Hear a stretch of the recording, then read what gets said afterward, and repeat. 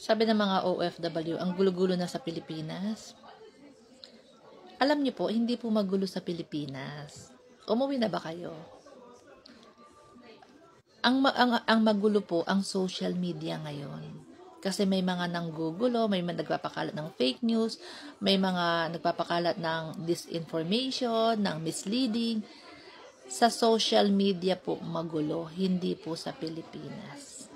Tandaan po natin. Ako po, sarili ko, umuwi ako noong July, di ba? Nag-stay ako sa Manila for 10 days. Napakaganda po ng sistema. Napakaganda po ng sistema ngayon sa Metro Manila. At iba ngayon yung ng mga Pilipino magagalang. Yung mga nagtatrabaho po sa mga mall, sa government, yan. Mas na po sila, mas polite na sila. Uwi ako sa probinsya. Wala namang gulo. Hindi naman nagsara ang mga eskwelahan, nag-stop. Nandun pa rin naman, wala namang gulo sa aming barangay hall. Wala rin namang nag-ooperate pa rin naman ang aming munisipyo. Wala namang gulo. Sasabihin mong magulo kung merong irregularidad sa bayan ninyo, sa lugar ninyo. Meron bang gulo diyan sa munisipyo ninyo, sa barangay ninyo? Hindi na ba nagpa-function ang mga eskwelahan, ang mga health center natin, ang mga hospital natin, para sabihin yung ang gulo na sa Pilipinas? Umuwi ako. Uulitin ko. Ang ganda po ng sistema talaga ngayon sa Pilipinas. Umuwi ako. Pati yung traffic nabawasan po sa Metro Manila. Not like before. Ngayon may mas sistema na. And then yung mga LRT, tap na rin siya. Nakakasunod na po tayo sa ibang bansa. Tap na rin. And hindi na po yung nakikita ko dati sa social media. Nakahaba po nung nakaraang administrasyon. Walang sistema. Ang haba po ng pila. Ngayon po, North EDSA pa lang, diba? North EDSA pa lang, pang international na. Diba? So, hindi po magulo sa Pilipinas. Magulo po sa social media. Yun po ang tandaan natin. Sa social media po ang magulo dahil marami po nanggugulo. Marami nagpapakalat ng disinformation, misleading, fake news. Umuwi kayo. I-check nyo sa mga kaibigan ko nagsipag-uwian. Magulo ba sa bayan nila? Bicol, Valenzuela, Davao. Saan pa ba? Sa Cebu, Pampanga. Wala naman nagreklamo na ang gulo sa bayan namin. Wala naman po nagreklamo na, ang gulo sa bayan namin. Wala po. Wala pong ganun. Sa social media po magulo. Kasi maraming at nakikipagpatayan pa nga, di ba? Nakikipag-away, nakikipagmurahan, pagtatangka sa buhay. Gusto makipagpatayan na po Sa social media, magulo. Di ba? Pero sa mga bayan natin, hindi po. Okay po ang Pilipinas. Doon sa mga hindi umuwi, no? Huwag niyo pong guluhin yung mga utak ninyo sa social media. Yung pong nangyayari sa social media, hindi karamihan hindi totoo. Yung nangyayari sa Pilipinas, itanong nyo sa mga kamag-anak nyo. Siguro naman kausap nyo yan, no? Araw-araw or kada isang beses sa isang linggo, kausap nyo. Yung gulo na sinasabi ninyo, sa social media lang po yan. Wala, sa Pilipinas hindi po, lahat po ng ahensya ng gobyerno nagfa-function, nag-ooperate smoothly. Walang gulo. Kontrolado po. Kaya nga po sa social media sila nag-iingay. Kaya nga po sa social media sila nanggugulo, nag-iingay para sabihin natin na, ang gulo-gulo na sa Pilipinas. Kung hindi po kayo mautak, talagang mabubudol ka. Siyempre, tawagan mo yung kamag-anak mo. Magulo na ba sa Pilipinas? Nagkakagulo na ba sa munisipyo, sa barangay? Hindi na ba nag-ooperate, nagpa-function ang health center natin, ang hospital? Ano na ba ang dyan, sitwasyon? Normal naman po. Ganun pa rin. Nag-improve pa nga. So, asan ang gulo? Di nasa social media lang. So, kaya po kayo mga nanonood, Especially itong mga DDS. No? Naku, ang gulo-gulo na sa Pilipinas. Tapos i-influence nila yung mga kaibigan nila. Naku, ang gulo-gulo na sa Pilipinas. Sus! Wala pong gulo. Tahimik nga eh. Sabi ko nga sa inyo, nagbakasyon ako. Tahimik lang po. Wala naman awayan ng gobyerno sa gobyerno doon. Sa social media, meron. Marami.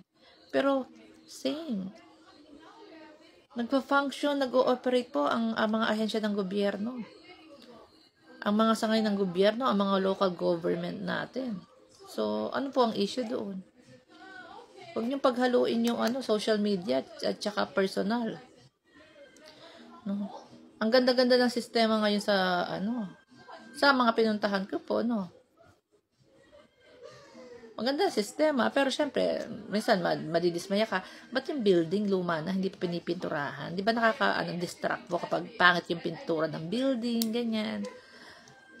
Hindi kagaya sa ibang bansa, kahit hindi pa kailangan pinturahan, pipinturahan, sa bagay, tayo naman po ay, talagang laging binabagyo. Siguro wala tayong pampintura lagi. Yung mga bahay-bahay na hindi napipinturahan, di ba? So, normal po. Normal pa rin po ang pamumuhay sa Pilipinas, sa ating mga ka-OFW. Normal pa rin po ang pamumuhay sa Pilipinas, wala pong gulo. Hindi po siya magulo. Ngayon nga, mo, ang ganda ng ginawa ni PBBM. Naka-freeze price po. Lahat ng bilihin hanggang sa katapusan ng taon. Diba? So, walang magtataas ng presyo. Diba? Siyempre, visit na naman po yung mga niyan. Yung mga DDS, ayaw po nila nakakagawa ng maganda si PBBM, hindi ba? Hinihintay kasi nilang pumalpak si PBBM. Kaso, hindi naman nangyayari. Alam niyo kung bakit? Nagpaplano eh. Laging may plano. Matalino nga. Mana sa ama. Yung isa, mana naman sa ama, yun, naglalakwat siya na naman. Sa ibang bansa. Sipin nyo. Di ko nga po alam kung paano naalala mo ng nasisikmura niyang mga DDS itong si Sara, no? Itong pamilya Duterte na to. Lahat po sila ng pamilya, lahat silang magpapamilya, ha? Nasa Europe ngayon. Nasa Europe po lahat sila ngayon. Diba? Pero sa rally, magpapalit yun. Magpapalit yung baka, magpapalit yung baboy, may cash assistant, may drinks, ano pa ba? May pa t-shirt. Pero doon sa mga biktima ng bagyo, palugaw lang. Palugaw lang po. Pero dito dito sa rally, gagastos sila ng bonggang-bongga. Diba? Syempre, may purpose, diba? Kailangan talagang pababain si PBBM. 3 days daw, 3 days. Ano to, people power? Kailangan 3 days ang rally. Ano ba? Hindi ba maiintindihan ng mga Pilipino, ng mga politiko kung anong gusto nilang parating? Kailangan 3 days rally. People power na yun. Sinulolokohin nyo. Ayan po, yung mga followers natin, mga followers natin na JIL at yung mga kamag-anak rin natin na JIL and INC. Huwag po kayong magpapagamit sa inyong mga simbahan.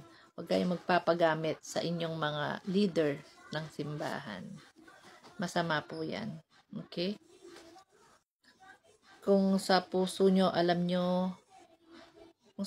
po alam nyo na mali, manalangin kayo. Manalangin kayo at itanong nyo kung kailangan nyo ba sumunod or hindi. Napakasimple po niyan. Pray po tayo para hingi tayo ng guidance para alam po natin kung ano po yung gagawin natin. Anyway, ang tinuturo po lagi is God is love, God is hope.